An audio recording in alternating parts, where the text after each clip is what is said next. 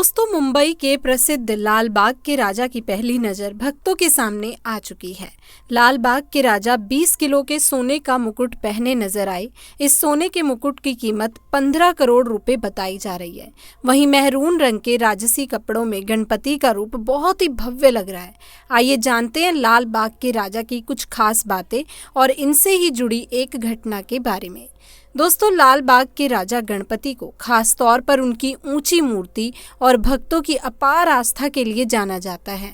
गणेश चतुर्थी के दौरान लाखों श्रद्धालु यहां दर्शन करने आते हैं और भगवान गणेश से अपनी मनोकामनाएं पूरी होने की प्रार्थना करते हैं।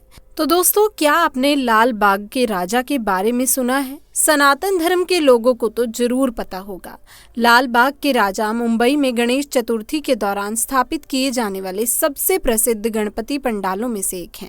ये भगवान गणेश की मूर्ति है जिसे मुंबई के लाल बाग क्षेत्र में हर साल गणेशोत्सव के मौके पर स्थापित किया जाता है। तो दोस्तों, ऐसे में क्या हुआ जब रात्रि 2 बजे 2 चोर चुपचाप लाल बाग के राजा के दरबार में घुस गए और फिर जो चमत्कार हुआ उसे देखकर आपके भी रोंगटे खड़े हो जाएंगे। देश भर में इस वक्त गणपति उत्सव धूमधाम से मनाया गया और जब गणपति उत्सव का समय हो और महाराष्ट्र के लाल बाग के राजा का जिक्र ना हो, ऐसा तो हो नहीं सकता। मुंबई के लाल बाग के राजा के दरबार में भक्तों की 24 घंटे भीड़ लगी रहती है। इसके साथ ही भक्त अपने बप्पा के चरणों में जमकर चढ़ावा भी चढ़ाते हैं। जब लाल बाग के राजा को 2 दिन में जो चढ़ावा मिला है उसका आंकड़ा जानकर आपके भी रोंगटे खड़े हो जाएंगे। और क्या हुआ जब 2 चोरों ने इस चढ़ावे को चुराने की कोशिश करी। गणपति उत्सव के दौरान मुंबई के लाल बाग के राजा को मिले चढ़ावे को जानने के लिए दान पेटी को 2 दिनों में ही खोल दिया गया। दान पेटी में रखे पैसों की गिनती की गई तो ये दान तकरीबन 1 करोड़ के पार था।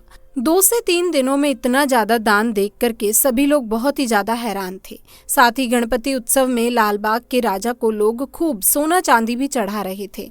लाल बाग के राजा के गणपति मंडल ने बताया, गणपति की मूर्ति को दान के रूप में 183 ग्राम सोना और 700 ग्राम चांदी का चढ़ावा मिला और हर साल के मुकाबले इस साल लाल बाग के राजा को दुगना चढ़ावा प्राप्त हुआ। इतने बड़े चढ़ावे के बारे में मुंबई के दादर में रहने वाले महेश और अनिल नाम के 2 चोरों ने सुना तो उनकी भी आंखों में लालच की पट्टी चढ़ गई। उन्होंने सोचा, इतने बड़े खजाने में से अगर कुछ हिस्सा चुरा लिया जाए तो ना तो बप्पा को फर्क पड़ेगा और ना ही गणेश मंडल को। एक दिन मौका पाकर रात्रि 2 बजे वो लाल बाग के दरबार में पहुंचे। उन्हें ऐसा लग रहा था रात्रि में बप्पा के दरबार में बहुत ही कम भीड़ होगी, लेकिन ऐसा नहीं था। रात्रि के समय भी वहां भक्तों का तांता लगा हुआ था।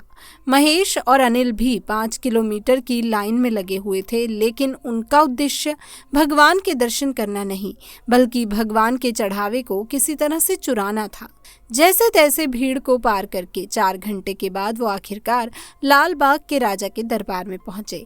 इस समय वहां पर बॉलीवुड के एक मशहूर अभिनेता आए हुए थे और जैसे ही दरबार के अंदर उनका आना हुआ उस समय वहां का माहौल थोड़ा अस्त व्यस्त हो गया। भीड़ बहुत ज्यादा बढ़ चुकी थी। ऐसे में मौका पाकर महेश और अनिल लाल बाग के राजा के पिछले वाले भाग में पहुंच गए। उस समय पिछले भाग में कोई भी नहीं था क्योंकि सभी उस मशहूर अभिनेता की झलक पाने को तरस रहे थे। लेकिन कैमरे होने के कारण महेश और अनिल ने अपने मुंह पर रुमाल बांध दिया था। अब इधर उधर वो बप्पा का चढ़ावा ढूंढ रहे थे ताकि उसमें से कुछ पैसे लेकर वो वहां से रफू चक्कर हो जाएं। चारों ओर ढूंढने के पश्चात उन्हें कोने में एक छोटा सा संदूक दिखाई दिया। उस संदूक के ऊपर ताला लगा हुआ था। उन दोनों ने उस संदूक को खोलने का प्रयास किया, लेकिन वो खुल नहीं पाया।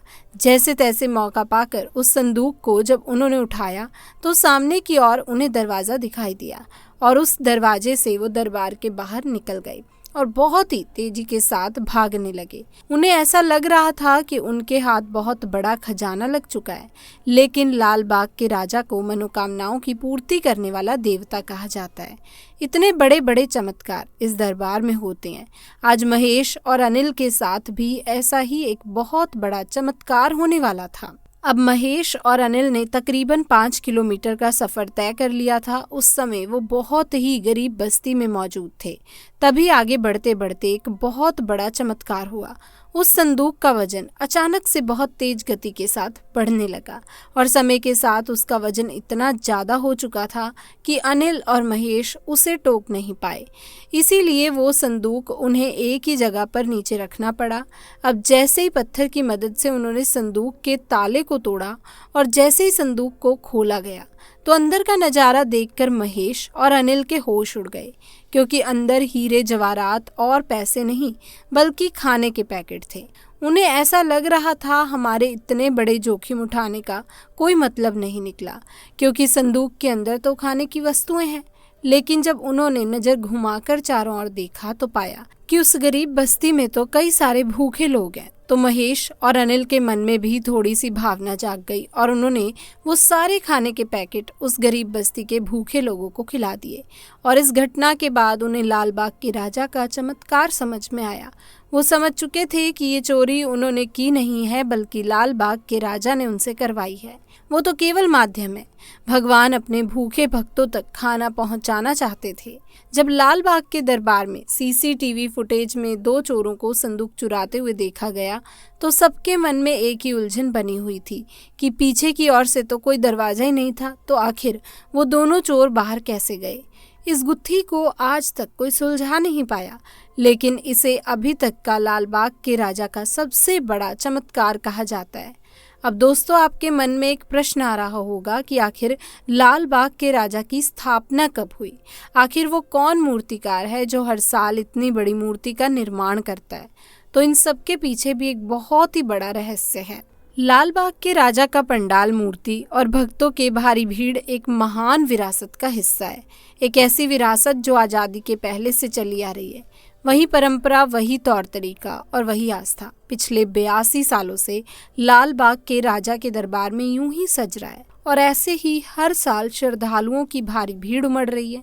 वक्त के साथ बाहरी सजावट भले ही बदल गई हो, लेकिन आस्था का वो रूप आज भी कायम है जो इस दरबार की स्थापना के समय था। लाल बाग के दरबार सजाने वाले सार्वजनिक गणेश उत्सव मंडल की स्थापना 1934 में हुई थी। मुंबई के दादर और परेल से सटा लाल बाग इलाका, उस समय इस इलाके में मजदूर, छोटे छोटे दुकानदार और मछुआरे रहा करते थे। 1932 में यहाँ का चौल बंद हो जाने से मछुआरों और दुकानदारों की कमाई का जरिया बंद हो गया था और वो खुले में सामान बेचने के लिए मजबूर हो गए। तब कुछ लोगों ने मिलकर अपनी मन्नतों को पूरा करने के लिए यहाँ पर गणपति की पूजा करना शुरू कर दिया। धीरे धीरे इस पूजा में आसपास के लोग भी शामिल होने लगे और लाल बाग का बाजार खड़ा करने के लिए थोड़ा बहुत चंदा देने लगे। 2 साल बीते, मछुआरों और दुकानदारों की मन्नत पूरी हो गई और उन्हें बाजार खड़ा करने के लिए जमीन मिल गई। तब उन लोगों ने भगवान के प्रति अपनी आस्था प्रकट करने के लिए 12 सितंबर 1934 को यहाँ गणपति की प्रतिमा को स्थापित किया। धीरे धीरे लाल बाग के इस गणपति की महिमा दूर दूर तक फैलने लगी और मुंबई के अलग अलग हिस्सों से यहाँ दर्शन के लिए श्रद्धालु आने लगे। तब लाल बाग के गणपति को मराठी में एक नया नाम लाल बागचा राजा यानी लाल बाग के राजा दिया गया और 1934 के बाद हर साल यहाँ नए गणपति की प्रतिमा स्थापित होने लगी। 1934 से लेकर अब तक इन सारी मूर्तियों में एक खास समानता है। इन्हें लाल बाग में रहने वाले एक ही परिवार के मूर्तिकार द्वारा बनाया जाता है। पिछले 8 दशकों से इस इलाके में एक कामली परिवार रहता है जो लाल बाग की इस मूर्ति को बनाने का काम करता है। करीब 20 फीट ऊंची गणपति की मूर्ति को बनाने का ये हुनर एक पीढ़ी से दूसरी पीढ़ी तक पहुंच रहा है। फिलहाल इस परिवार की तीसरी पीढ़ी ये काम कर रही है। कामिली परिवार के सबसे बुजुर्ग शख्स 73 साल के रत्नाकर कामिली हैं, जिन्होंने अपने पिता से ये हुनर सीखा था। उस समय रत्नाकर कामले के पिता महाराष्ट्र में घूम घूम कर मूर्तियां बनाते थे, लेकिन एक बार जब वो लाल बाग पहुंचे तो फिर यहीं के होकर रह गए। लाल बाग मंडल ने अपने गणपति को अहम बनाने के लिए समाज कल्याण से जुड़े भी कई काम किए, चाहे बात देश के बंटवारे के समय बेघर लोगों की मदद करने की हो, या फिर बाढ़ से मची तबाही हो, या फिर 1962 से लेकर 65 का युद्ध हो। हर मुश्किल घड़ी में इस पंडाल ने देश भर की आर्थिक मदद की और ये सिलसिला आज भी कायम है। इसीलिए देश विदेश से यहाँ लाखों का चढ़ावा आता है और 2024 में मात्र 2 से 3 दिनों में 1 करोड़ से भी ज्यादा का चढ़ावा आ चुका है।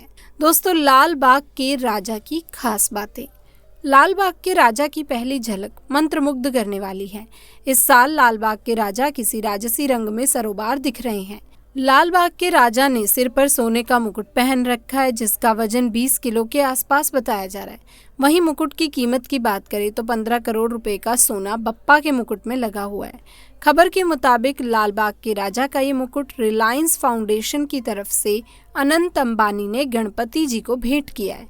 इस भव्य मुकुट को तैयार करने में 2 महीने का समय लगा है। इस मुकुट को कई कुशल कारीगरों ने बड़े ही मेहनत से मिलकर बनाया है। 9 दिनों तक चलता है लाल बाग के राजा का भव्य आयोजन।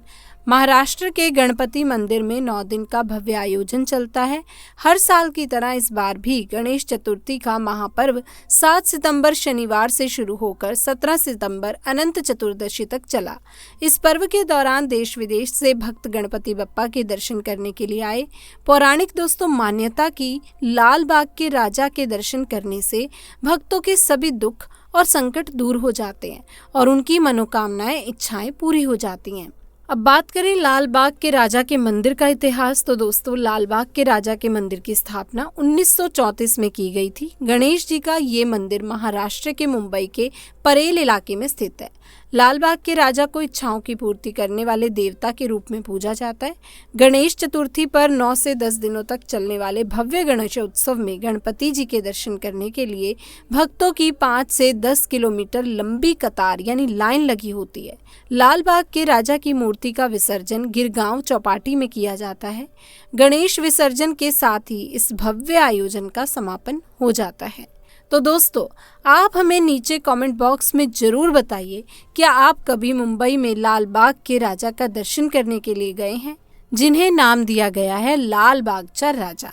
दोस्तों वीडियो अगर आपको पसंद आई, सारी जानकारी नई लगी तो लाइक दोस्तों अब जरूर करिए और अपने दोस्तों रिश्तेदारों के साथ हमारी इस वीडियो को शेयर कर दीजिएगा। अगर आप ऐसी ही और भी वीडियोस देखना चाहते हैं, सत्य घटनाएं हमेशा देखना चाहते हैं, तो हमारे इस चैनल को सब्सक्राइब करके बेल आइकन को प्रेस करना बिल्कुल भी ना भूलें। अभी के लिए आप सभी दर्शकों को हर हर महादेव।